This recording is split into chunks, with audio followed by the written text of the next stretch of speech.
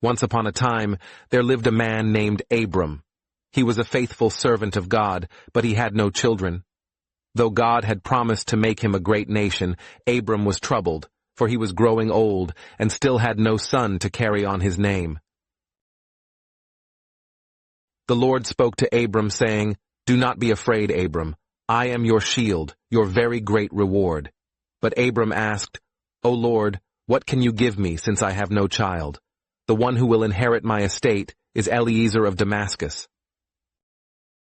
The Lord replied, "This man will not be your heir.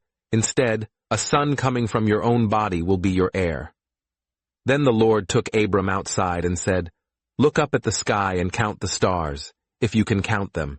So shall your offspring be." Abram believed the Lord, and God counted it to him as righteousness. As the sun set and darkness fell, Abram entered a deep sleep, and the Lord spoke to him again.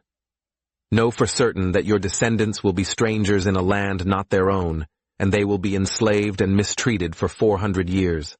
But I will punish the nation they serve, and afterward they will come out with great possessions." When the night was at its darkest, the Lord made a covenant with Abram, saying, "To your descendants I give this land, from the river of Egypt to the great river, the Euphrates."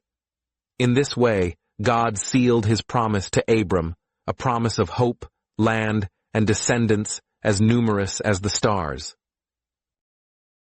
And so Abram believed the Lord's promise, and God's covenant was made.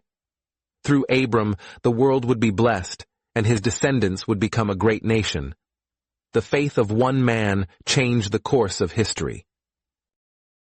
If this story has inspired you, don't forget to like, share, comment, and subscribe for more stories of faith, hope, and God's promises.